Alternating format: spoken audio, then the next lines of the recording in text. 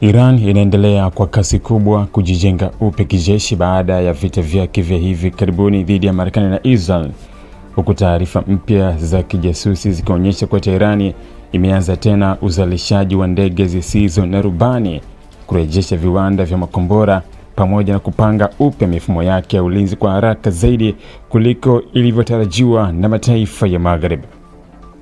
Kwa mujibu wa ripoti ya CNN ikinukuu maafisa wa ujasusi wa Marekani, kasi hiyo imeishtua Washington, ambayo iliamini kuwa mashambulizi makubwa yaliyofanywa dhidi ya miundombinu ya kijeshi ya Iran yangeathiri uwezo wake kwa muda mrefu zaidi.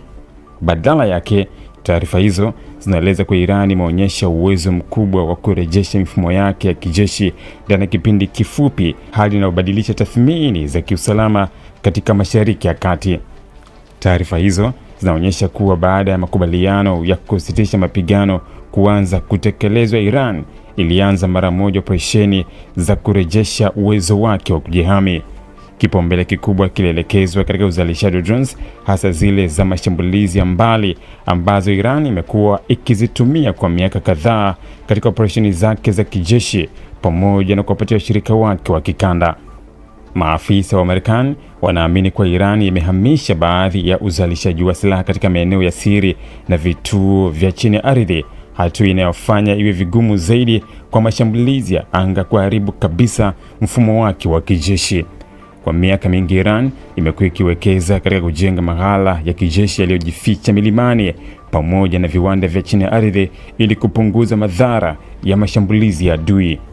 Afisa mmoja wa Marekani amenukuliwa akisema kwa Tehran imevuka muda wote uliokuwa umetabiriwa na jumuiya ya ujasusi ya Marekani kuhusu uwezo wa kujijenga upya. Kwa mujibu wa tathmini mpya, Iran inaweza kurejesha uwezo wake mkubwa wa kijeshi wa kabla ya vita ndani ya miezi 6 pekee, jambo ambalo limeibua mjadala mkubwa ndani ya Pentagon na taasisi za usalama wa taifa za Marekani. Ripoti pia imeibua madai mapya kuhusu msaada wa kimataifa unaodaiwa kuisaidia Iran. Vyanzo vya Marekani vinaeleza kuwa China inashukiwa kuipatia Tehran baadhi ya vipuri muhimu vya makombora tangu vita vilipoanza Februari mwaka 2026. Vipuri hivyo vinadaiwa kusaidia Iran kufufua uzalishaji wa makombora ya masafa ya kati na marefu ambayo yaliharibiwa au kutumika wakati wa vita. Aidha, kuna madai kuwa Urusi pia imechangia katika ushirikiano wa kijeshi kwa kutoa msaada wa kiteknolojia, taarifa za kiintelijensia pamoja na utaalamu wa kiufundi kuhusu mifumo ya ulinzi wa anga na uzalishaji wa vifaa vya kijeshi. Hata hivyo, maelezo kamili kuhusu kiwango cha msaada huo bado hajawekwa wazi hadharani. China imekanusha moja kwa moja madai hayo ya Marekani, ikisema ripoti zinazodai Beijing inasaidia Irani hazina msingi wa ukweli wowote. Wizara ya mambo ya nje ya China imesisitiza kuwa taifa hilo linaunga mkono suluhisho la kidiplomasia na halina maslahi ya kuongeza mvutano wa kijeshi katika Mashariki ya Kati. Kwa upande wake, Iran hajatoa maelezo ya kina kuhusu kiwango cha kurejesha uwezo wake wa kijeshi, lakini viongozi wake wamekuwa wakitoa ujumbe wa kujihami na kujiamini tangu kusitishwa kwa mapigano. Maafisa wa kijeshi wa Iran wamekuwa wakisisitiza mara kwa mara kuwa taifa hilo lina uwezo wa kujilinda na kwamba mashambulizi yoyote mapya kutoka Marekani au Israel yatakabiliwa na jibu kali na la kuumiza. Kwa mujibu wa tathmini ya kiintelijensia, Iran huenda ikawa imejifunza somo muhimu kutoka katika vita vya hivi karibuni kwa kuharakisha mkakati wa kutegemea teknolojia ya drones, uzalishaji wa ndani wa silaha pamoja na kuhamisha vifaa nyeti katika maeneo salama yasiyoweza kulengwa kiurahisi. Ripoti hiyo pia imeongeza wasiwasi mpya kuhusu uwezekano wa kuanza upya kwa mzozo mkubwa wa kijeshi katika Mashariki ya Kati.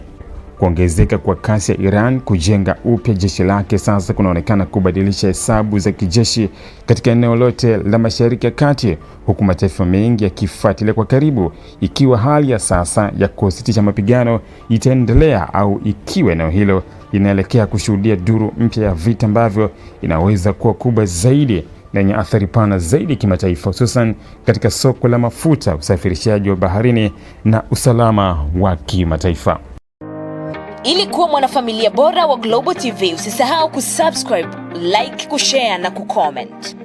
Baada ya kusubscribe, bonyeza alama ya kengele ili kupata taarifa kwa kila video inayopanda Global TV Online.